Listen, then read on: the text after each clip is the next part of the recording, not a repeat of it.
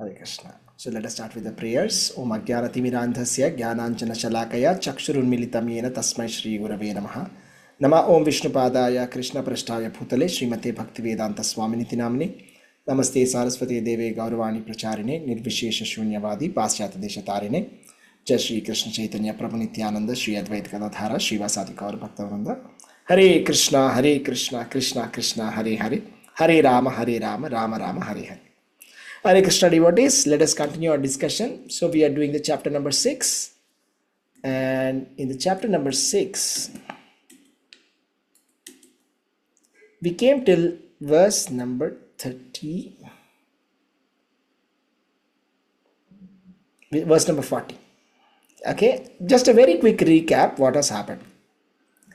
So Lord Krishna has explained the system of Ashtanga Yoga, the yoga system of perfection, how to control the mind by using this yoga system.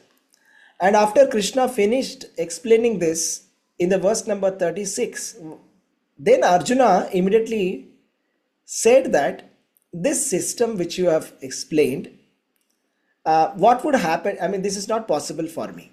And then Krishna encourages him by saying, it is no doubt mind is very difficult to control, but with practice and detachment, you will be able to do it.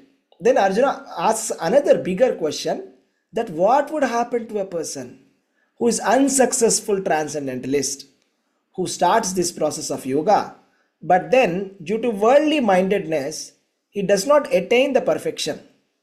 So in between he stops. So he starts the process, but does not complete it. Just like, sometimes we start a work and sometimes we abandon it in between, something like that.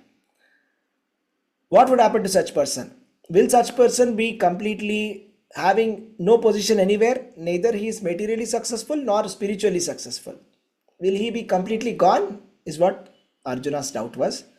Krishna said, we saw till verse number 40, Krishna said, do not worry, it's not like that. Any transcendentalist who is engaging in auspicious activities does not meet with destruction either in this world or in the spiritual world. One who does good, my friend, is never overcome by evil. In simpler words, Krishna said, do not worry, whatever you have done, whatever devotion you have done or whatever spiritual process that you have done will not go waste. And Krishna continues to explain what exactly happens to a person if he is unsuccessful in getting the final result. The final result is liberation. Let us say some person started this yoga process, spiritual process, but unsuccessful. What will happen to that person? There are two things that Krishna will say. First is a person who has tried for lesser amount of time with lesser rigor and failed. And the second kind of person who has tried for a long time and failed. Just miss. It's like this, sometimes when we write an exam, either we fail very miserably, it was like a very impossible question paper, or because we didn't study, our preparation was not so good. Or it would be like, I prepared very hard and I just missed it. It was very close. So what would happen to both? We will see. So who would like to recite this verse? May I, Prabhuji? Yeah, please go ahead, Mata. Chapter number 7, Dhyana Yoga, verse 41. Prapya punya kritam lokani chitva saswatihi samaha suchinam srimatam gehe yoga brashtobi jayate. Translation: the unsuccessful yogi, after many years of enjoyment on the planets of the... Please scroll up, Prabhuji. The unsuccessful yogi, after many years of enjoyment on the planets of the pious living entities, is born into a family of righteous people or into a family of rich aristocracy. Hare Krishna. Hare Krishna. Thank you, Mataji. So this is what happens to somebody who is unsuccessful, who has not been able to make it. Even if he starts a little bit of Krishna consciousness, little bit of this spiritual process, Dhyana Yoga, Ashtanga Yoga, Gyan Yoga, Karma Yoga, first thing is he will go to the pious planets. and then he will enjoy in that pious planets for a long time. And then he's born in the family of righteous people or in the family of rich aristocracy. So let's try to find out. Okay, I want somebody to please read the purport. May I, Prabhuji? Yeah, please go ahead. Thank you, Prabhuji. Purport by Srila Prabhupada ki jai. Purport. The unsuccessful yogis are divided into two classes. One is fallen after very long progress, and Little one is. progress. Sorry. Shall I stop? No, I said after very little progress. Oh, very little progress, sorry. And one is fallen after long practice of yoga. The yogi who falls after a short period of practice goes to the higher planets where pious living entities are allowed to enter. After prolonged life there, one is sent back again to this planet to take birth in the family of a righteous Brahmana Vaishnava or of aristocratic merchants.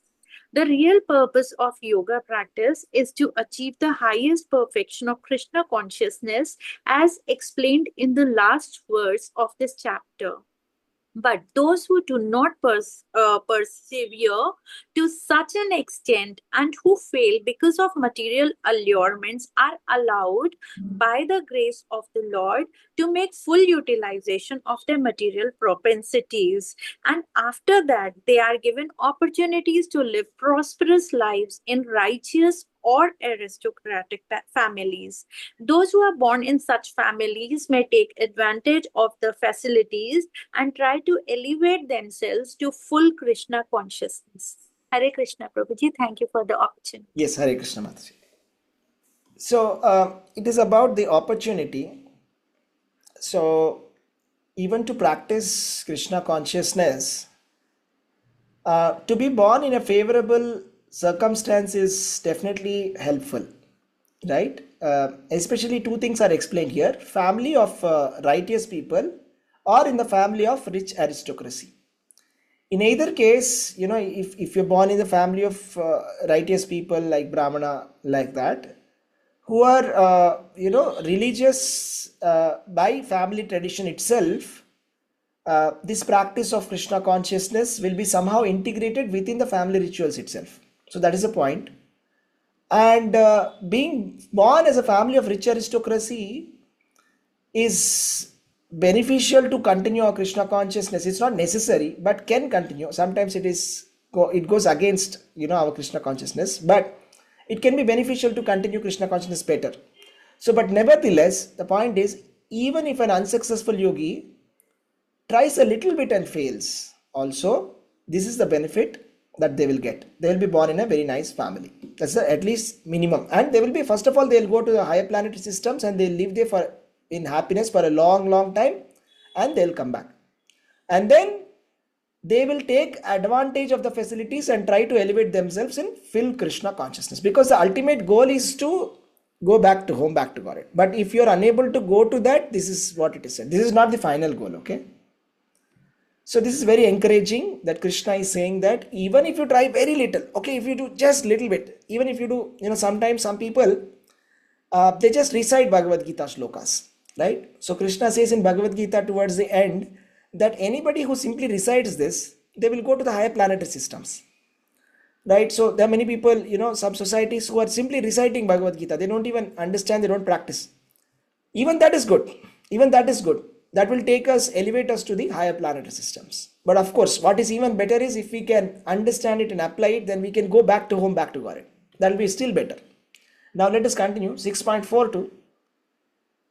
What would happen to a yogi who has tried for a long time, longer than the previous yogi? This person has tried more, but just missed. So what happens to such person? Okay, who wants to read this?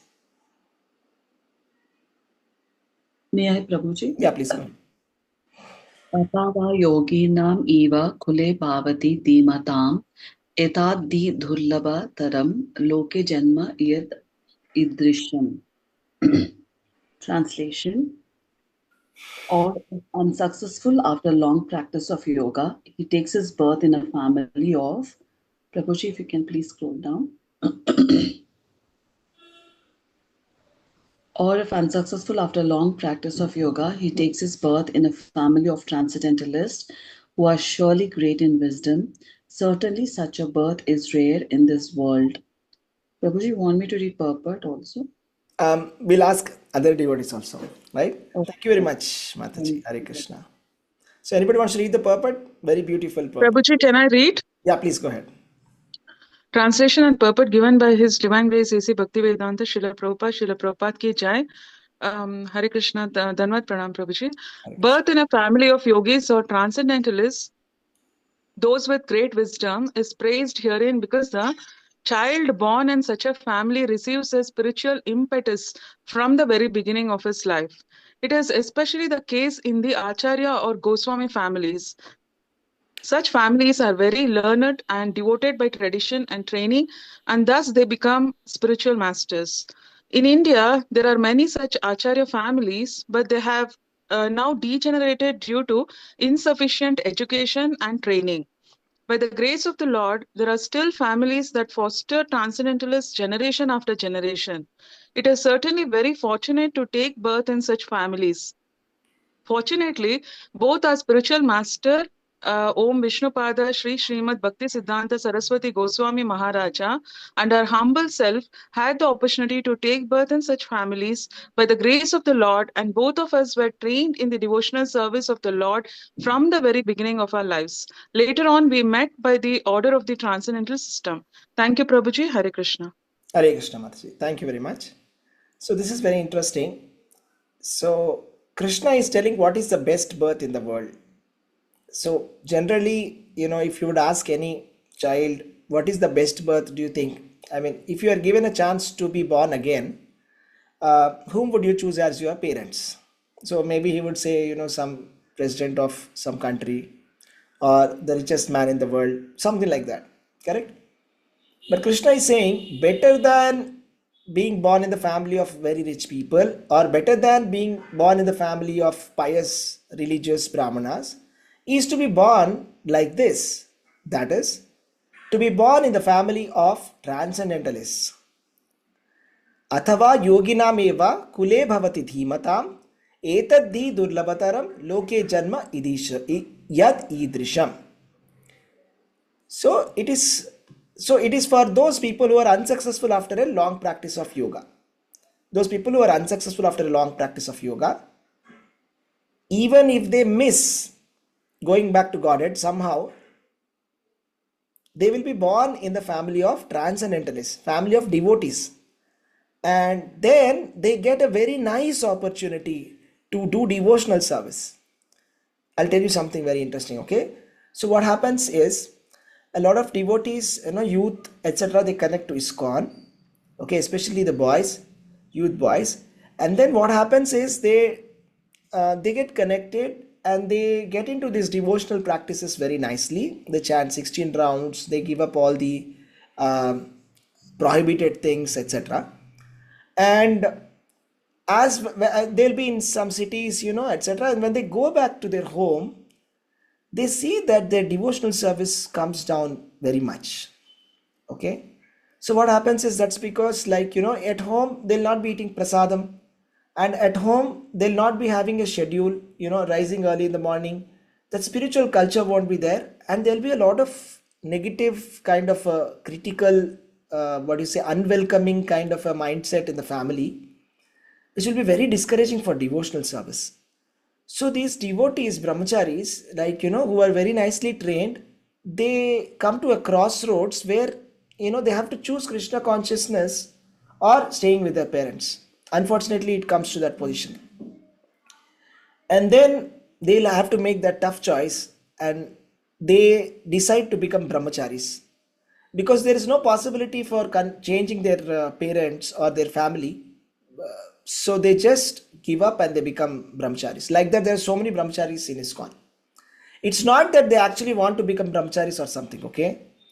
It is simply because their parents are unwilling to agree for spiritual life, or their parents are excessively discouraging or not giving a conducive atmosphere for practicing Krishna consciousness. So in that cases, these devotees, they just go to the brahmachari ashramas. So what do we understand from this is, taking birth in a family of transcendentalists is very, very favorable. It's very favorable. So if we do nice Krishna consciousness, even if we are not able to go back to Godhead, we will at least get a birth where, we get a chance to do devotional service very nicely, where nobody is very critical, nobody is, stopping us from doing what we are supposed to be doing, nor criticizing, these kind of things won't be there, and they can nicely do devotional service. So, and especially in the families of Acharyas and Goswami, let us talk about these cases that, Prabhupada said. Bhakti Siddhanta Saraswati Thakur and Srila Prabhupada. Both the histories we will review. So Bhakti Siddhanta Saraswati Thakur, who is the guru of Srila Prabhupada, he was born to Bhakti Vinod Thakur. Bhakti Vinod Thakur is called as the seventh Goswami, and he's a great Acharya. He's an extraordinary Acharya. And he was so great, he had around 10 to 11 children, I think. And all of his children were devotees. And particularly Bhaktisiddhanta Saraswati Thakur, when he was born, Bhakti Vinod Thakur had gone to Puri Jagannath. He was the president of Puri Jagannath. He was like, administrator of Puri Jagannath. So he prayed fervently to Vimala Devi. So Vimala Devi is, the deity in Puri Jagannath. And he fervently prayed to Vimala Devi that a great Acharya be born, who can take his mission forward. Because Bhakti Vinod Thakur was writing a lot. Okay, if you see his schedule, he was hardly sleeping. He was writing so many books. His vision was to make the entire world Krishna conscious. He wanted to make the Westerners Krishna conscious. He could see so many visions. He could see so much that others could not see. So he was praying fervently to Vimala Devi that, I get a nice son who will take this movement forward. And he was called Vimala Prasad, Bhaktisiddhanta Saraswati Thakur, who later on inherited his father's spirit, and he went ahead and he started the Gaudiya Matha. And he took sannyas and he became Bhaktisiddhanta, Vishnupada Bhaktisiddhanta Saraswati Thakur. And then I don't know how many exactly disciples he had, but he established 64 Gaudiya Mathas in India at the time of Britishers. This was when we didn't even have independence. At that time, all over India, he has established 64 Gaudiya Mathas. So that shows, you see, how, being born in the family of Acharyas is so very conducive for our devotional service.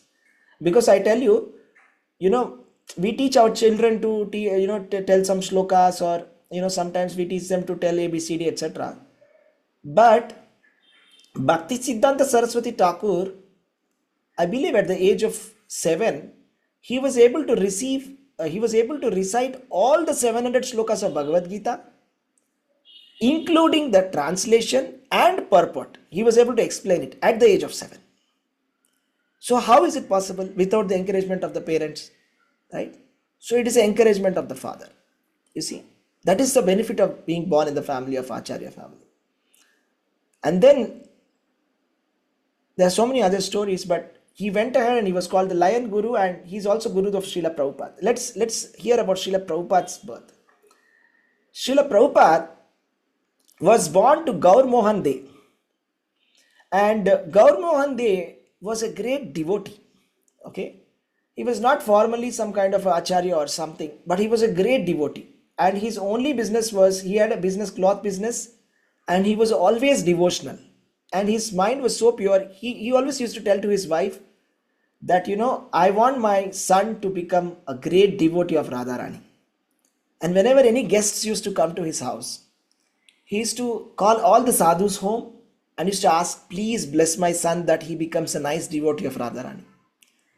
Every day there used to be guests in his house. There was not a single day where guests would not be there in his house. Every day there will be guests. And he will be asking them, please bless my son that he becomes a nice devotee of Radharani. Like that. And at a very young age, Prabhupada was so inspired, by his father's devotion, that he did Ratha Yatra. He performed at a very young age. I believe it was at the age of 10 or 7. I don't remember. So he performed Ratha Yatra festival for 7 days with small Ratha, and his father supported him in doing that Ratha Yatra festival. And his mother used to say, Prabhupada's mother used to say, why are you spoiling him? Let him go to the London and become a barrister. That was the trend that time. So then his father used to say, no, I don't want him to go to these Western countries and become a drunkard and womanizer. That's all he's going to become after going there. All I want him is to become a nice devotee. And that's why he used to train him for Mridanga, etc. So that was a vision of his father. You see, this is the benefit of being born in the family of acharyas or in the family of great devotees. See, that encouragement is there for that spiritual culture. There's no discouragement, there is encouragement. So one nice thing about Krishna consciousness is, even let us say we start Krishna consciousness a little bit and stop. We will be able to go to the pious planets for thousands of years, and then we'll get a nice birth in a family of brahmanas or in the family of rich people. If we nicely do devotional service, follow all the rules, regulations, everything, and try, but somehow just not able to make it, no problem. We'll be born in the family of devotees and we'll continue from there, right? So just like how Srila Prabhupada, Bhaktisiddhanta Saraswati Thakur had such a very nice conducive families, and they continued from there and they became great acharyas themselves. So let us see what Krishna is telling next. 6.43, who would like to read this?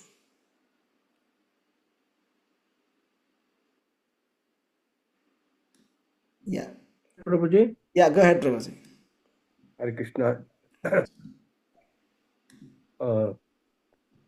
Tatratham buddhi samyogam labate purvadevehagam etate chetho bhuyaha samsiddha kaurana kurunandhana.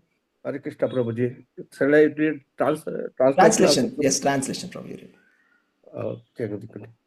On taking such a birth, he revives the divine consciousness of his previous life, and he tries to make further progress in order to achieve complete success.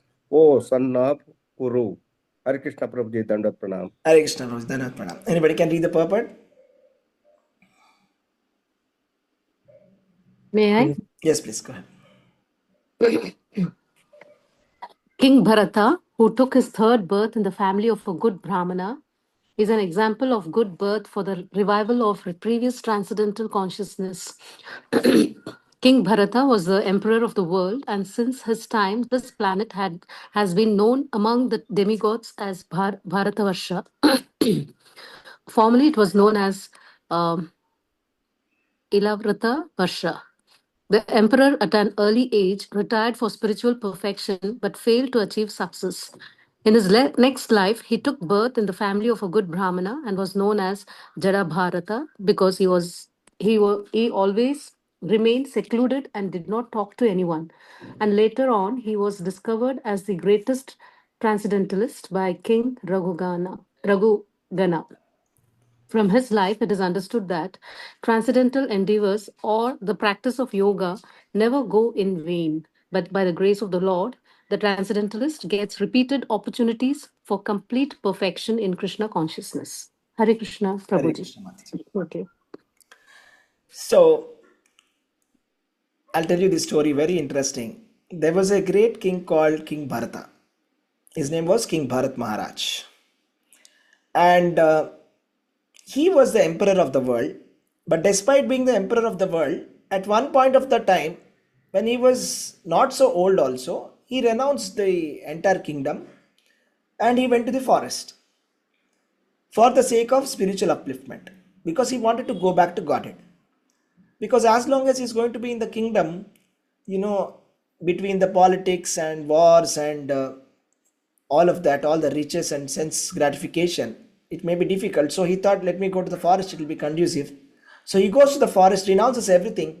But one day, when he was doing his ritualistic practices, he sees that, there was a deer, pregnant deer, which was chased by a tiger. And this pregnant deer was killed, but the lamb was saved. So that lamb, that deer's fawn, right? That fawn was saved, and then he gets that baby deer, and then he raises it as a pet. And slowly, slowly he gets attached to that. So much that he completely loses the track of his goal. To such an extent that when leaving his body, he thought about that deer and died. And what happened to him next? He did a lot of spiritual activity. In fact, it is said that he was in the Bhava Bhakti stage. But because he remembered this deer at the time of death, he had to take temporarily the birth of a deer. So after taking the birth of a deer for that lifetime, he died and he took the birth of a Brahmana. Just like Krishna said, right? For a person who is unsuccessful, he will be born in the family of Brahmana. But intermediate, he had to get an animal body because he thought of an animal at the time of death. And now, when he was born in the family of this Brahmana, he did not choose to become a normal, regular Karmakandiya Brahmana. But in fact, he acted as if he was a dumb man. So when they used to teach him something, he will do the opposite. He will act as if he's a fool. So they thought this person is useless and they gave him up. And one day he meets King Rahugana, who was going on in palanquin, and one of the soldiers says, can you please come and hold, because one of our palanquin carriers is tired. So there's a discussion that happens there. Rahugana criticizes this Jadabharata and scolds him, and Jadabharata says something very deep, and Rahugana gets down and asks, what are you trying to say? Who are you? Can you please tell me a little bit more? And then Rahugana realizes the spiritual depth of Jadabharata and gets spiritual advice from Jadabharata. So Jadabharata goes back to Godhead in that lifetime. So what we understand from this is that, it's a progression, okay? It's just like where we leave it last, right? Just like a test match. So your score continues the next day. It's like that. Our life is like that. So whatever devotional service that we do, it doesn't go in vain. We just continue from there. So it just depends upon us whether we want to finish the business here or we just want to continue on for many lifetimes. It's a choice that we have. But the acharyas, Srila Prabhupada says, no more birth and death. Just finish it now. Finish it. He says, there are two kinds of hammers. The hammer that, what do you say that? The ironsmith uses, blacksmith uses, and there is a hammer that goldsmith uses. So what's the difference anybody can say between the hammer used by goldsmith and blacksmith? What's the difference between that? Qualitative work. Qualitative work. Okay. The size of the hammer differs. Is a very slow hammer process. differs. Yeah. Sorry. The size of the hammer differs. The goldsmith's hammer is a very slow process. It's very soft. Yeah. Soft. And the blacksmith's hammer is just one strong blow and that's it. Yeah, one blow and finished. That is blacksmith's hammer, right? So Prabhupada says, take this hammer, Hare Krishna Maha Mantra, it's like the blacksmith's hammer, and one blow and that's it, back to Godhead. Rather than, taking small goldsmith hammers and hitting for many, many lifetimes. You see? So that should be the idea. We should think that in this lifetime I'll go back to Godhead. That's it. In this lifetime I'll finish it. This lifetime I will give it to Krishna. That's it. I'll go back to Godhead. This should be our attitude. You should not be thinking like, okay, there's a lot of time. Let me try it next time. Anyways, Krishna gives a lot of opportunities. Let Krishna come and tell me. This kind of thing is not correct. Right? We should do it ourselves. Krishna is not going to come personally and say, please become devotional. He's already sending the message through the help of his Bhagavad Gita and all. Right? Krishna is already giving that message to us. Let's go to the next one. Yeah, so who wants to read this? Hare Krishna. Yeah, go ahead. Hare Krishna. Sorry, okay. Manav. Shall I, Prabhuji? Yeah, please go ahead. Okay. पूर्वभ्यासेन तेनैव ह्रियते ह्यवशोऽपि सः जिज्ञासुरपि योगस्य शब्दब्रह्माति वर्तते Translation, Srila Prabhupada Ki Jai. By virtue of the divine consciousness of his previous life, he automatically becomes attracted to the yogic principles, even without seeking them. Such an inquisitive transcendentalist stands always above the ritualistic principles of the scriptures. Thank you, Prabhuji. Thank Hare you. Krishna. Thank you, Manas.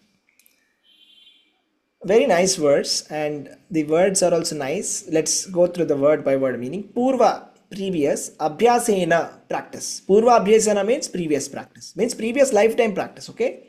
Tena eva hriyate, that means by that previous lifetime's practice, one gets attracted, surely. Avashaha means automatically we get attracted. Api saha, also he. Jignasu, inquisitive. Api, yogasya, about yoga. Shabda brahmati vartate. And he transcends the ritualistic principles of yoga. See, there are so many stories like that. I mean, it might have happened in your life also. You can reflect that, you were normal for many years or days, and then suddenly something happened, and then you became very spiritual. It was like, waking up from sleep, right? So that's what Krishna is saying. That means in a previous lifetime, you have executed this yoga system and you left it at one place, and now you are resuming it from there. That's the reason why when we go out and preach, there are some people who go super fast, and there's some people who do not go so fast. Those people who just take off like a rocket, they are the ones who have already done a lot of yoga system in the previous lifetime. It's just that they have heard from us and they're just going. It's not about somebody's preaching or anything. They just remembered their previous lifetime, and they're just racing ahead. So that's what happens. Okay, it's about how our previous lifetime is, how much devotional service that we have done in the previous lifetime. And then it says here, Shabda Brahmadi Vartate means ritualistic parts of the Vedas. There are many ritualistic parts of the Vedas, like for example, worship of the demigods, worship of the forefathers, worship of the rishis and munis, going to different pilgrimages, right? And fire sacrifices, taking bath in these pilgrimages, all of that, right? So it is said here, see. So, but then the devotees, they have already done all of this. Those devotees who are constantly chanting the holy names of Krishna, they have already performed all the sacrifices given in the Vedas. They have already bathed in all the holy rivers of the universe. They have already given away all the charities and all the rituals, all the necessary reading of the Vedas. They have already done it. That's why now they are in Krishna consciousness. That is the meaning of Shabda Brahmati Vartate. So Shabda Brahmati Vartate means Shabda Brahman means Veda. Shabda Brahman gives a lot of Vedic rituals. For example, a Brahmana is supposed to be doing Trikala Sandhya, performing Sandhya Vandanam, in the morning and in the noon and in the evening, like that. But there are some advanced devotees like Yamunacharya who said, Sandhya Vandanam Bhadramastute. He said, I would just say sorry to Sandhya Vandanam and to all the holy river baths. For me, my process is only to always remember Krishna. That's it. So that is Shabda Brahmati Vartate. So they are very advanced. Now they have advanced to such a level that they don't have to go through that ritualistic activities of the Vedas are no longer, applicable for such devotees who are very advanced. So here it says, very nice verse, Aho batas svapako to gariyan yajjivagre vartate namatubhyam tepus tapaste juhuvu sasnurarya brahmanaruchur nama grananti yete. Means, oh my Lord, people who chant your holy names of your lordship are far, far advanced in spiritual life, even if they are born in the families of dog eaters. Such chanters have undoubtedly performed all kinds of austerities and sacrifices, bathed in all sacred places, and finished all scriptural studies. Very nice examples have been presented here. Haridas Thakur was actually a Mohammedan. He was not even born in the family of Hindus, but he was a great follower of Sri Chaitanya Mahaprabhu. And then he used to be chanting Hare Krishna Mahamantra for 22 hours a day. He was not allowed inside the Jagannath Puri temple also. He was never allowed to come inside Jagannath Puri temple because he was a Mohammedan. But he never felt discouraged. He was always chanting Hare Krishna Mahamantra all the time, 22 hours a day. And Sri Chaitanya Mahaprabhu used to get attracted to him. And Sri Chaitanya Mahaprabhu, who is Jagannath himself, used to come to his Bhajan Kutir and ask, how are you? How is your chanting? Like that. So, what we have to understand is, we should not be seeing, okay, this devotee is from this family, this devotee is from this family, like that. Oh, this devotee is a foreigner, like that.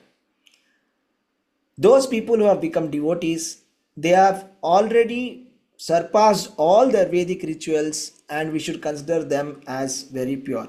That is the Vedic statements. Okay. So because unless one is very purified, it is not possible to follow the principles of Krishna consciousness. It is not possible to chant itself. Only those people who are very, very purified itself, they can only chant the holy names of Krishna constantly. Okay. So that's what we have to understand. Very nice verse. Let's go next verse. What happens? Yeah. Who wants to read this? Hare Krishna Prabhuji. Yes, Mataji, go ahead. Hare Krishna Prabhuji. Can I? Hare Krishna, please. Hare Krishna. Text 45. Priyatnadyatmanasu yogi samsudkhil vishaha aneka janma samsiddhasto yati param gatim. Translation by A.C. Bhaktivedanta Swami Prabhupada ki Jai. And when the yogi engages himself with sincere endeavor in making further progress, being washed of all contaminations, then ultimately achieving perfection after many, many births of practice, he attains the supreme goal. Hare Krishna Prabhuji, thank you. Hare Krishna Mataji. So let us see this. It is said here, Prayatnat yatamanastu yogi samshuddha kilvishaha aneka janma samsiddhastato yati param gatim. Krishna is saying aneka janma samsiddhi. Means if we go by the yoga system without pure devotional service to Krishna, it will take many, many lifetimes. It's a many lifetime kind of activity. It's a multi-lifetime effort. It's not a single lifetime effort to go back to Godhead. It may take 1, it may take 10, it may take 100. Okay, depending upon the kind of practice that we take. But this pure devotional service is such a powerful process, which we will see very soon, that Krishna says in the 8th chapter, anybody who does pure devotional service to me, Nachirat, immediately I will take them back to Godhead. I'll show you some very nice verse from the chapter number 12. Let's go to chapter number 12 and let's see that. Just a very, very nice verse. Here Krishna is saying, just note this. Krishna is saying, after many, many births of practice, he attains the supreme goal. Correct? And let's see the same thing. This is chapter number 6. Let us jump 6 more chapters ahead to chapter number 12. Right? And then we will see this. See this now. But those who worship me, giving up all their activities unto me, and being devoted to me without deviation, engaged in devotional service and always meditating upon me, having fixed their minds upon me, O son of Pritha, for them I am the swift deliverer from the ocean of birth and death. See, there he said many lifetimes a yogi will take. Here he is saying, swiftly I will deliver them back to Godhead. Swiftly I will deliver them back to Godhead. So immediately they will go back to Krishna. So that means what do you understand from this? What do you understand from this?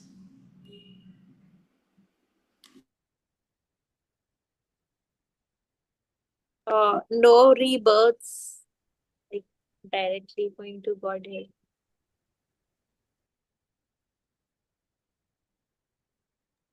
Hare Krishna. So what do we understand from this is, Bhakti Yoga is a fast, direct process compared to Ashtanga Yoga. Right. That's right. Correct, Mother. Yeah. Anybody else? To do bhakti with respect to Krishna as a center point. We should Like have Sthita Krishna, we Prajna. should worship Sthita Krishna Prajna. without any deviation. Yes. Yes. Then it will be very quick. The process will be super fast. It's Yes. like that Tatkal ticket, Tatkal passport. Immediate, fast, right? Yes. Super fast Right. booking, right? So that's what happens. So we should take to Krishna consciousness seriously. Bhakti is just like imagine, okay, there's, sometimes there's a very big skyscraper buildings. There is stairs which you can take and walk to the 50th floor or 100th floor or 200th floor, or there are two lifts. One lift is, it will stop at every stage, okay, and then go. Another lift is, if you enter into it, you just put the destination, it will not stop in between, it will directly go to that, super fast. So Krishna consciousness is like that. So while the other yoga systems are like, the stairs or the slow lift, which will stop, different stops, this is like direct, straight, it will take you back, okay, without any break, express. All right. So what happens here is, Krishna is saying, if somebody, after many lifetimes, it will happen. For those who are trying to do anything other than bhakti yoga. Yeah. Anybody wants to read this? Hare Krishna. Yes, please go ahead. Mataji. Hare Krishna. Text 46.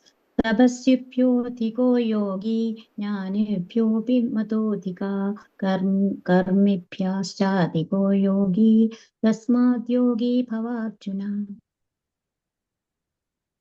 Translation by Srila Prabhupada. Ye yogi. Translation I have to know. Purpose.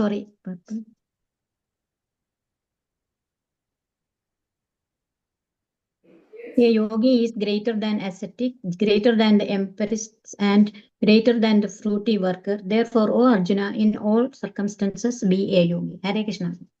Thank you very much. Hare Krishna. So this is a nice one. It says, tapasvibhyo adhiko yogi, jnanibhyopi mato adhikaha, karmibhyas chadiko yogi, tasmad yogi bhavarjuna. Krishna is telling, become a yogi. He's saying, become a yogi in all circumstances. A yogi is greater than an ascetic, tapasvibhyo, and he's better than a jnani, jnanibhyo. He's better than a fruity worker, karmibhyo. So therefore be a yogi. So yoga system means linking with Krishna. If we do linking of Krishna consciousness while doing our material activities, that is called karma yoga. And when you are doing your daily activities with a little bit of more knowledge and detachment, it will actually grow to jnana yoga. When it becomes detached, when you become detached from your work, it is jnana yoga. And when you are more attached to the empirical knowledge of the Upanishads, that's jnana yoga. And when we start to meditate, that is Ashtanga yoga. But when we start a devotional relationship with Krishna, that is called bhakti yoga. So bhakti yoga, it is said here, is the ultimate perfection of all yogas. It is the ultimate perfection of all yogas. So bhakti yoga is, nothing can be equal to bhakti yoga. So even asceticism without self-knowledge is imperfect. Empiric knowledge without surrender to Supreme Lord is also imperfect. Fruitive work without Krishna consciousness is a waste of time. Right? So everything is just simply waste except being Krishna conscious. Okay, now let's go to the final verse. This is the most important verse for today. Yeah, this is the most important verse. I'll let a couple of devotees to read this. Yeah. Go ahead. Who wants to read this? Hare Krishna. May I, Prabhuji? Yeah. Hare Krishna, Prabhuji. Text 47. Yoginamapi sarvesham madgatenantaratmana shraddhavan bhajate yo mam same yuktatamo mataha. Translation. And of all yogis, the one with great faith, who always abides in me, thinks of me within himself and renders transcendental loving services to me. He is the most intimately united with me in yoga and is the highest of all. That is my opinion. Hare Krishna, Prabhuji. Hare Krishna Mataji. Thank you. Anybody wants to read? What devotees? May I, Prabhuji? Yeah, go ahead. योगिनाम् अपि सर्वेषां मद्गतेनात्मनः मनः श्रद्धावान् भजते यो मां समे युक्तात्मो मतः. And all yogis, he who always abides in me with great faith, worshipping me in transcendental loving service, is most intimately united with me in yoga and is the highest of all. That is my opinion. Hare Krishna. Prabhu. Hare Krishna. One more devotee. May I, Prabhuji? Yeah, one of you, please. योगिनाम् अपि सर्वेषां मद्गतेनन्तर् आत्मना श्रद्धावान् भजते यो मां सामे युक्ततमो मतः. Translation. And of all yogis, the one with great faith who always abides in me, thinks of me within himself, and renders transcendental loving service to me, is the most intimately united with me in yoga and is the highest of all. That is my opinion. Hare Krishna Prabhu. Hare Krishna. So this is a very nice verse. Let us read the synonyms. Yogi Nam means of all yogis. Api also. Sarvesham all types of means Yogi Nam api Sarvesham means of all types of yogis. Madgatina means abiding in me, always thinking of me. Antaratmana within myself, within himself. Madgatena antaratmana means abiding in me, always thinking of me within himself. Shraddhavan in full faith. Bhajate renders transcendental loving service. Yah one who. Mam to me, the Supreme Lord. Saha he may by me. Yuktatamaha the greatest yogi mataha is considered. Let's see this. Yoginam api sarvesham of all the yogis, madgatena antaratmana, abiding in me, always thinking of me within himself. Shraddhavan bhajate yomam means in full faith, rendering transcendental loving service to me. Saha, he, may yuktatamaha means I think so that he is yuktatama. Yuktatama means it's a superlative degree. Whenever the word tama comes, it's a superlative. Comparative degree is tara. Yuktatara, yukta, yuktatara, yuktatama. Right? We do superlative, good, better, best. Tama means best, supreme, superlative degree. The greatest, the best. The best is the one who is rendering transcendental loving service to me. He's most intimately united with me in the yoga. He's the highest of all. He's the highest of all. Highest of all the kinds of yogis. There are different types of yogis we see, right? There are some yogis who fast. There are some yogis who are who can tolerate even the ice cold Himalayas, etc. There are some yogis who can sit in fire. There are some yogis who who can submerge themselves in water. There are some yogis who worship different demigods. There's some yogis who can meditate for a long time. Types, there's some yogis who are like, very expert in the Vedas, Upanishads and philosophy. Of all these yogis, of all of them, the best is Bhakti Yogi. That is a devotee. Devotee is the best. That is Krishna's opinion. Krishna is saying, this is my opinion. So Krishna is very humbly saying, this is my opinion. But he is the Supreme Personality of Godhead and his opinion matters a lot for us. Right? Whatever he says is like final. Krishna is saying, those devotees who are my devotees, who are always thinking about me, who are worshipping me without any deviation, See, just like, Ganges, Ganga, it has got only one goal. It just wants to meet the ocean. That's it. There is nothing in between. There is no stopping. It just flows continuously with only one goal to meet the ocean. Like that, those devotees who are always serving Lord with one focus, right? They are considered to be the best of the yogis. See, the yoga system, the purpose is to control the mind. Is it not? And the most effective process of controlling our mind is by performing devotional service, Krishna consciousness. So as long as we are thinking about the lotus feet of Krishna, as long as we are completely attached to chanting the holy names of Krishna, there can be nothing that can actually disturb us. Our mind will be 100% completely in our control. There's nothing that can actually distract us. Just like, for example, you have been doing devotional service from couple of months, and some of you from couple of years. Let's say somebody from your old friends comes and says, "Oh, come, why are you so serious? Okay, let's talk about some politics. Come, let's go here. Come, let's go there." So will you go? You won't go, right? You won't go. And is it very tempting for you if they say, no, you remember you used to like this movie so much, you used to love this song so much, you used to be singing all the time, isn't it? You forgot? Come, let's sing. You'll say, no, I'm not interested. So no more that kind of attraction, anything, any kind of distraction, any kind of sensual enjoyments can, make a devotee fall, right? Sometimes the devotees, they go to attend weddings on Ekadashis. How many of you got such an experience? You were invited to some event, but it's Ekadashi that day. Okay, and then there's no vegetarian food, and it is not even, without onion garlic. Sometimes it happens. But devotees, they go, but, in the past, maybe they would have had a very nice meal, become very happy and all. But, those who are into devotional service now, after they come into devotion, right? So even if you put the world's best buffet in front of them, they will not have, if it's Ekadashi. Not even their mouth will also not water. But that is not possible for any kind of a human being, right?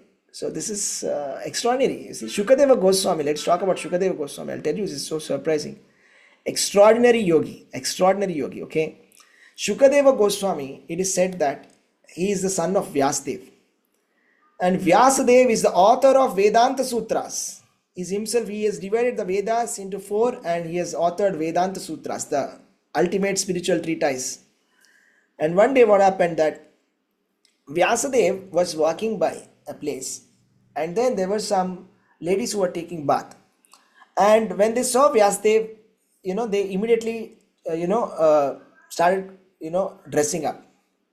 But when Shukadeva Goswami was passing by, they did not even care to dress themselves. When Vasudev saw that, he was surprised. He asked to that woman that, when my son came, you were not even disturbed. You did not even, bother about dressing up yourselves in front of my son. But when I came, you were trying to dress up. What is the problem? What is it about? They said, your son is at a state where he does not make a distinction between a man and a woman. He is such an advanced devotee. He is so advanced yogi. So we sense that.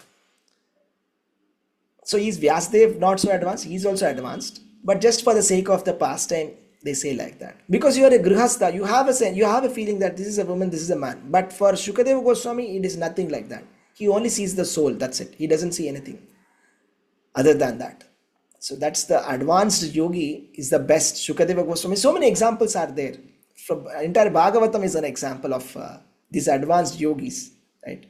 Take Bhishma Pitamaha, take Parikshit Maharaj, take Arjuna, right? Arjuna, right? We all know Arjuna. He goes to the heavenly planets. And who was it? Is it Menaka or no? It was Urvashi, I think. Yeah, Urvashi, right? So Urvashi, comes to Arjuna and says, you can enjoy with me, something like that. But Arjuna says, no, you are like my mother, right? And he was so steadfast on that. Right. So that is the power of a devotee, right? Devotee is so powerful. And then, Haridas Thakur was trying to be, defamed. Haridas Thakur was chanting 22 rounds a day, and he was not allowed inside the Jagannath Puri temple. He didn't get it because he was a Muslim. They said he's a Muslim. He's just trying to be, acting like a Hindu. Don't allow him. He's acting like a nice saint. Don't allow him. So then they did one plan. Let us send a prostitute to him and defame him. So this prostitute comes to Haridas Thakur in the night and says, dear sir, please allow me to enjoy with you. Haridas Thakur says, yes, please, you can come and sit down. I just have to finish my rounds. I have some rounds to finish. He says, I'll finish them soon. And then he chants all the night. And the next day she comes again, same thing happens. Next day she comes again, same thing happens. And then it turns out that she was Maya Devi herself who has come to test Haridas Thakur. And Haridas Thakur did not even budge an inch. So this is the power of devotional service. The power of devotees it's such a powerful process. If we do it in a proper fashion, it's very powerful. It can control our mind, and we can get complete control of our mind with the help of devotional service. But we just have to do it in the proper way. Abhyasena tu kaunteya vairagyena cha grihyate. Right? Just like how the Upadeshastakam says, Upadeshamrita, right? Sri Rupa Goswami, 6 things which will improve your devotional service, 6 things which will make your devotional service fall. We should do these 6 things more, which are abhyasa. The ones which will reduce your devotional service, you should avoid them. That is vairagya. As long as you're doing that, controlling the mind is the easiest thing for a devotee. It's not at all a problem. As long as we are following the things. Very quickly, I'll go through 6 things which we are supposed to be doing, 6 things we are not supposed to be doing. Let's start with 6 things which you're not supposed to be doing. Atyahara prayasascha prajalpo niyamagraha janasangascha laulyamcha shadbir bhaktir vinashyati. Do not eat more than necessary. Do not accumulate more than necessary. Atyahara. Prayasa. Do not excessively endeavor for something which is material. Excessive material endeavor is prayasa. Prajalpa. Prajalpa means, taking the phone and calling, hello, yeah, what did you cook today? This is prajalpa. What is for food today? Breakfast, dinner, lunch. This is called prajalpa. If we do prajalpa, our devotional service will be finished. Prajalpa, niyamagraha. Niyamagraha, there are 2 meanings for it. Excessively following the rules and regulations. There are some people who are like, if you give a glass of water, they'll sit down and drink. Oh, I should sit down and drink. Something like that. Extreme. Okay. Extreme following of rules. No, it's the time for Rahu Kala. Now I should not eat. Something like that. Excessive. That, you lost the track of devotion and you are so lost in rules. Excessive. Niyamagraha. Opposite is no rules for me. I'm a natural devotee. There's no rules for me. I will do it like whatever the way I'll do it. It's for me. I don't care for the rules. That also will bring down the devotional service. Niyamagraha. Janasangascha means associating with the worldly people. Having close friendship with who are not so devotees. Of course, we have to deal with the world. We have to have some kind of friendship, some level of talks with everybody. It's not, we cannot shut ourselves down in the world, but we should not be so friendlily moving with, who are not so devotional. That is Janasanga, that will spoil our devotional life. Laulya means greed. Greed for achieving something very material. These 6 things will make our devotion fall down. And the 6 things which will increase our devotional service.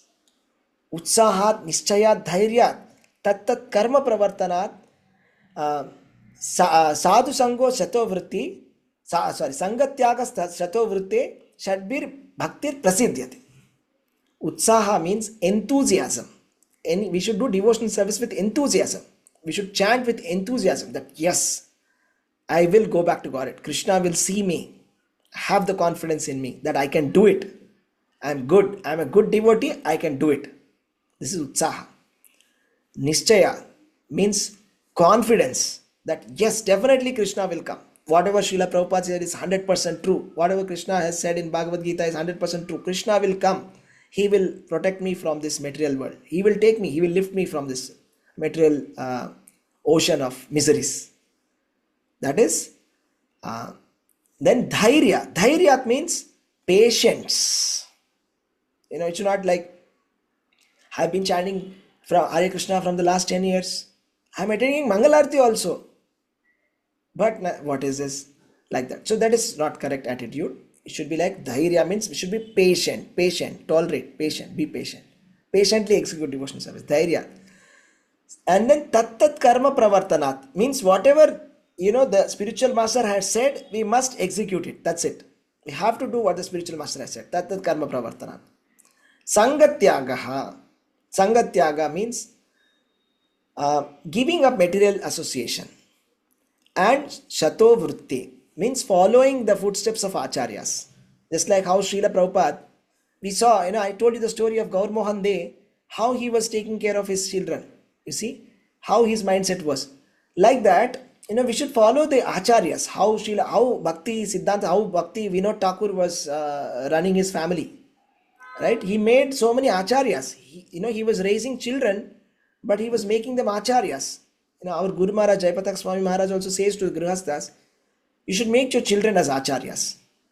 And Grihasthas should be like Paramahamsas. Grihasthas should become Paramahamsas and your kids should become acharyas. That is the standards, our Guru Maharaj says. And this was said by Prabhupada to him. Right? So coming back, the point is, as long as we are following and carefully avoiding these 6 things and positively doing the 6 things which are recommended, our mind will be in complete control. And there's absolutely no doubt. And if a person is doing devotional service like that, such a person, is like the Shukadeva Goswami, is like Haridas Thakur, right? He is the best of all the yogis. He is the best of all the yogis. This devotional service is so powerful and it's actually a very easy process. It's not very difficult process. Okay. So that is the point, devotees. Let me see if I missed some points in the purport. I'm sharing the screen. Yeah. So here Prabhupada is saying about bhajate, the word bhajan, there's no exact equivalent of word bhajan. Worship is not an exact equivalent of bhajate. Bhajate, because worship means only to show respect. We show respect to a lot of people. For example, if the local MLA or MLC will come to our area, we will put a shawl on him, we will give him some flower bouquet, and we will say namaskaram, we pay obeisances like that. But that is respect for somebody who is worthy of respect. If some great person comes or some great singer comes or somebody, we pay respect. But that is not the same as bhajate. Bhajate means lovingly with faith serving the Supreme Lord. And this word bhajate is only for Supreme Lord. The word bhakti is only meant for Krishna. The only word that's only meant for Krishna. That is why Narada Bhakti Sutras we say. Narada Bhakti Sutras, he explains that Krishna Bhakti is the topmost and Radharani is the greatest devotee. Narada is saying that. So, there's no need to worship a respectful man or a demigod. And it's not discourteousness, right? So, it's like, for example, if I don't worship, let us say, if I don't worship a demigod, the Vedas will not condemn. So if let us say certain demigod worship I don't do, the Vedas will not say, okay, you are a condemnable person or something like that, okay? But if somebody avoids the worship of Krishna, such a person is thoroughly condemned in the Shastras. Very thoroughly. Name dushkritino mudha prapadyante naradhama mayaya pahurta jnana asurim bhava mashrita. Krishna is saying 4 kind of people who do not come to me, who are miscreants, dushkritinaha, who are the lowest among the mankind, who are having demoniac mindset, who are atheistic, right? And who are mudas. And we see here, see? Let us see this. Ya esham purusham sakshat atma prabhavam ishwaram nabhajatye avajananti sthanat bhrashta patanti adha. Anybody who doesn't render service or neglects his duty to the primeval Lord Krishna, who is the source of all living entities, will certainly fall down from his constitutional position.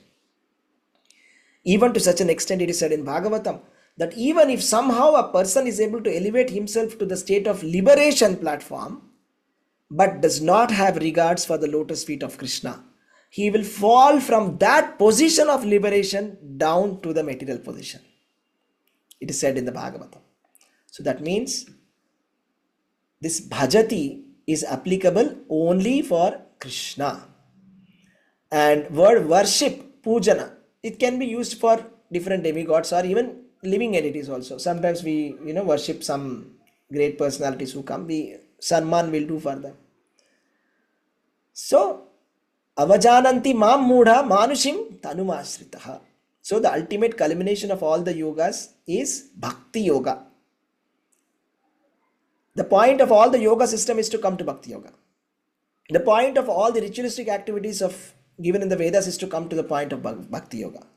The purpose of all the demigod worship that's given in the Vedas is come to the point of bhakti yoga, to worship Krishna. So everything is a stepping stone to only come to that point. So if somebody doesn't come to that point and does everything else very nicely, it is still considered a massive failure if we are not able to go back to Krishna, or if we are not able to attract our single pointed attention to Krishna. It's actually a failure for the spiritual life. So karma yoga, becomes jnana yoga when it is mixed with some knowledge and renunciation. And it becomes dhyana yoga when you start to ashtanga yoga, when you start to meditate upon Krishna. And ultimately comes bhakti yoga. That's the final bhakti yoga that is being explained here. So the yogi has to come to the platform. This is a ladder. Karma, it's a ladder, you see. In the ladder, yoga ladder, we said, right? So there is karma yoga, there is dhyana yoga, there is ashtanga yoga, and then there is bhakti yoga. So a person who has come to the topmost rung is called yoga rudha, right? So that is like, somebody who has climbed the ladder of yoga system. So it is like, the topmost system. Prabhupada has written a nice book, Krishna Consciousness, the Topmost Yoga System. How many of you read that? Anybody read that? Krishna Consciousness, the Topmost Yoga System. Please do read that, okay? It's a very nice book. Krishna Consciousness is the topmost yoga system. So how should we be doing Krishna Consciousness? We should be putting our attention on the Shyama Sundara. The Shyama Sundara holding a flute, okay, with 3 bends, Tribangi Rupa, right? And he's wearing a beautiful flower garland, Vaijayanti Mala, right? And very nicely, he's looking very beautifully. And then he incarnates as Rama Narsimha Varaha, and his Krishna's to Bhagavan. He is the Supreme Personality of Godhead, and he's also known as the son of Mother Yashoda, and he's known as Krishna Govinda Vasudeva. Very nice purport. He's a perfect child, husband, friend, master, and he's full of opulences, transcendental qualities. If one fully remains conscious of the speeches of the Lord, he's called highest yogi. And this highest perfection of yoga can be attained only by bhakti yoga. Yasya deve para bhaktir yatha deve tatha gurav tasya ite katitahye artaha prakashante mahatmanaha. Only those people who have implicit faith on both the Lord and spiritual master can understand the imports of Vedic knowledge. Automatically they get revealed. So bhakti means devotional service to the Lord, which is free from desire for material profit, either in this life or next. So one should fully absorb the mind in Supreme. That is the purpose of Naishkarmya. This is Gopaltapani Upanishad. So ultimately, these are some of the means for performance of bhakti, the highest stage of perfectional yoga system. This ends the Bhaktivedanta purport of 6th chapter of Srimad Bhagavad Gita in the matter of Dhyana Yoga. Hare Krishna. So we finally finished 6th chapter. So let's have quick reflections. How was this 6th chapter for you? There were so many practical lessons, isn't it? I would like to hear short realizations if you can share. 30 seconds realizations you can share. How was it for you, the 6th chapter? We have been doing it for a little long time, I think over 1.5 months or something. I want to hear quickly from you. Quick realizations, devotees, yeah. And then we'll stop. Hare Krishna. Who wants to share? Hare Krishna, Prabhuji. Yeah, let's go one. Ganga Prabhu, yeah, go ahead, please. Prabhuji, this 6th chapter is a very, very, very important in Bhakti Yoga. So among us, see, only we have to surrender Krishna and Bhakti. Bhakti Yoga is the best among this one. Today also it is concluded. Bhakti Yoga is the best among all yogas, and it is only for people like us. It is only the Bhakti Yoga is the best, and by surrendering Krishna and always in the Krishna consciousness we do, I think we will maturely elevated to this higher practical. That is my. Thank you, Prabhu. Hare Krishna. Chaitanya Mataji, yeah, please go ahead.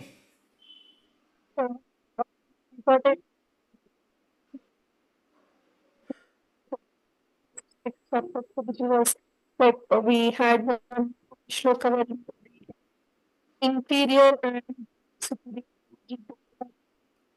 I'm sorry, but unfortunately we are not able to hear you. Can you hear me? There's some problem with the mic. Hare Krishna. Yes, Chaitanya Mataji, sorry, we are not able to hear you. It's not so clear. Okay, anybody else? Quick ones, quick reflections. What did you learn from the chapter number 6? What are your takeaways? Or what do you recollect? What are your reflections? Excuse me, Prabhu, can I Yes, say yes, a few please. words? Janathan Prabhu, please go Okay, ahead. Hare Krishna, Prabhu, Dhanvat Pranam to you. Of course, in this sixth chapter, Krishna has been talking about the various processes, and he was talking about the yoga processes, etc., of how to control the mind and other processes. But in this Kali Yuga, I think it is impossible even for advanced spiritual person to really concentrate and do yoga. And Krishna has been telling us that the easiest and the best path is Bhakti Yoga, which is just about chanting and reading his words. That's what I get to know of this chapter from Hare Krishna. Hare Krishna, thank you, Prabhuji. Dhanvat Pranams. Yes, awesome, amazing, very nice. Yes, who wants to go next? What are your realizations? What do you recollect from this sixth chapter? It's been a little long chapter, though. Kalyani Mataji, yes, go ahead, please. Hare Krishna, Prabhuji. Actually, one needs to control the mind, and only Abhyas and Vairagya will help us control the mind. And you have told us the do's and don'ts, the six do's and six don'ts. So, with the help of that, Abhyasa and Vairagya will happen. And we have so many examples which are quoted in the chapter and which we have been hearing from you, Prabhuji, about Ambrish Maharaj. Then today you told us about Haridas Thakura, our own Prabhupada, and Saraswati. Prabhupada is good. We have to follow them and take them seriously and have that faith is implicit faith. That is very important. The Guru and Krishna, that is most important, which comes in the last verse. And if you follow their advice, then it is not a big problem. You can hammer yourself with an iron rod, iron hammer. Yeah. That iron hammer is necessary. Yeah. Thank you, Prabhuji, for all this, Prabhuji. Thank you very much. Thank you, Mataji. Hare Krishna. Okay. So, thank you, devotees. Thank you for joining. We'll go to 7th chapter, unless somebody has something to share. Grishma Mataji, go ahead, please. I just wanted to ask you a question. Yes, please go ahead. When we just were talking that we have to the standard for the grihasthas is grihasthas have to be paramahansas, and their children have to be acharyas.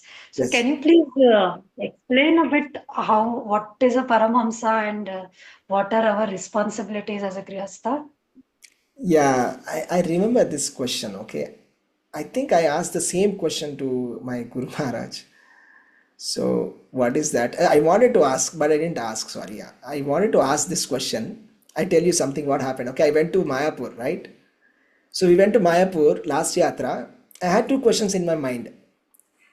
So first question was how to balance my material life and spiritual life. Okay, that was first question that I had in my mind. Second question was, what do you mean by Paramahamsas? Then I thought, which question should I ask? I can't ask both. Can you guess which question I asked? Anybody? How to balance material life and spiritual life? Yes. I thought that's more important for me right now. And I asked that question. I was just recollecting what happened that time. So I didn't get a chance to ask my Guru Maharaj that question. So maybe I'll ask this time and come back and tell you what exactly that means. Okay. Thank you. Hare Krishna. Yes. Thank you. Thank you, devotees. Hare Krishna. Okay, so let's do one thing. We will chant Hare Krishna Maha Mantra. It was such a nice sixth chapter. So I think we should chant a little bit. Maybe 11 times we'll chant Hare Krishna and we'll end the meeting. Okay? So let us all chant Hare Krishna Maha Mantra 11 times. Hare Krishna, Krishna, Krishna, Krishna, Krishna, Hare Hare. Hare Rama, Hare Rama, Rama Rama, Hare Hare. Hare Krishna, Hare Krishna, Krishna, Krishna Krishna, Hare Hare. Hare Rama, Rama, Rama Rama, Hare Hare. Hare Krishna, Krishna, Krishna Krishna, Hare Hare. Hare Rama, Hare Rama, Rama Rama, Hare Hare. Hare Krishna, Hare Krishna, Krishna Krishna, Hare Hare. Hare Rama, Hare Rama, Rama Rama, Hare Hare. Hare Krishna, Krishna Krishna, Hare Hare. Hare Rama, Hare Rama, Rama Rama, Hare Hare. Hare Krishna, Krishna Krishna, Hare Hare. Hare Rama, Hare Rama, Rama Rama, Hare Hare. Hare Krishna, Krishna Krishna, Hare Hare. Hare Rama, Hare Rama, Rama Rama, Hare Hare. Hare Krishna, Krishna Krishna, Hare Hare. Hare Rama, Hare Rama, Rama Rama, Hare Hare. Hare Krishna, Krishna Krishna, Hare Hare. Hare Rama, Hare Rama, Rama Rama, Hare Hare. Hare Krishna, Krishna Krishna, Hare Hare. Hare Rama, Hare Rama, Rama Rama, Hare Hare. Hare Hare Krishna, Krishna, Hare Krishna Krishna, Krishna, Krishna Hare Krishna, Hare. Hare Hare. Hare Hare Rama, Rama, Hare Hare Rama, Rama, Rama Rama Rama. Rama, Hare